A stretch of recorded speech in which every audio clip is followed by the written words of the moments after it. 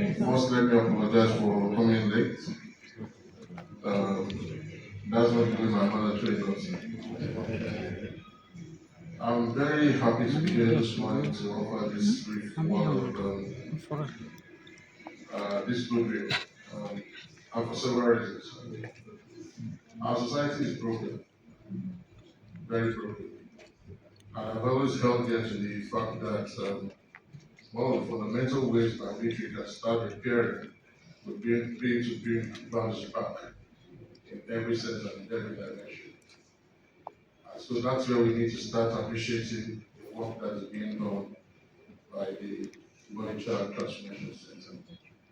And that's why we need to actually commend people like Ikiru for what she's doing.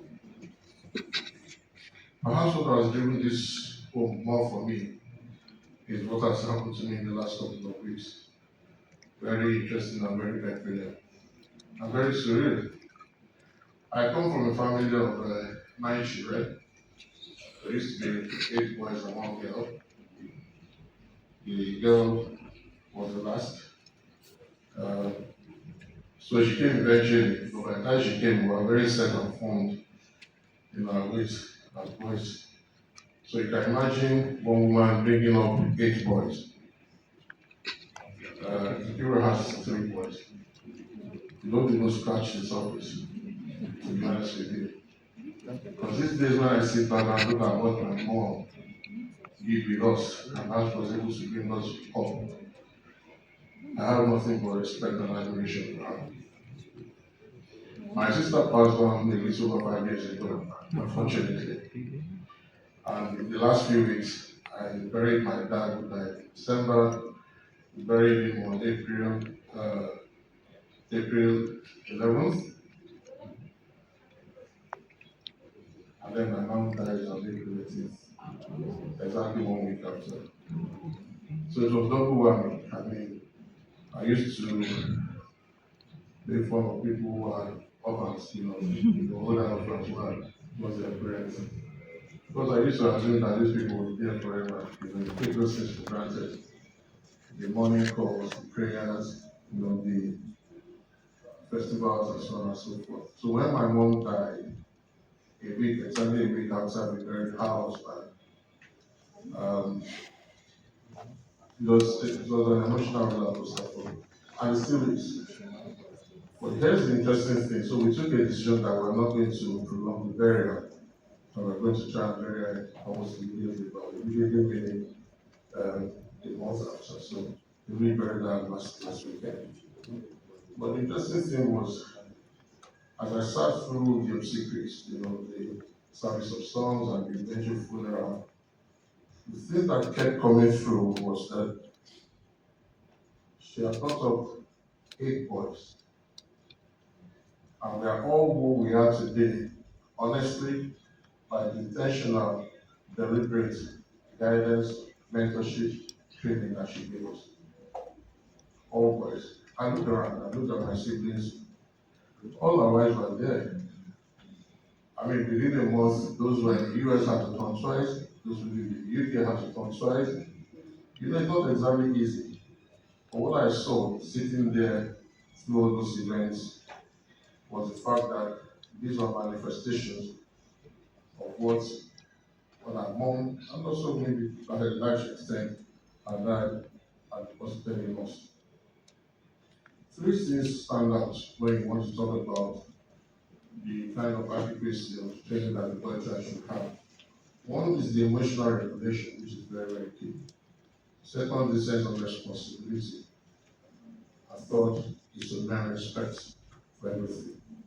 Because in all those things, the mentorship, the training, the guidance, the pep talks, prayers, will come that man that cannot and should not be taken for granted, and will also help to build the kind of nation that we desire.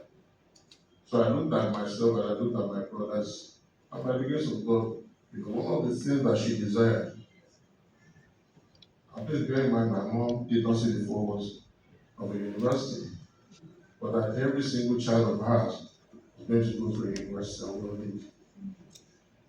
And we're all holding up our own in our own different ways through life today. So we should not take these things lightly, take it for granted. And it's even much more insidious today, the kind of challenges that we face. You know, it's a different world from where we come from. Where we come from, we never used to be dominated by social media.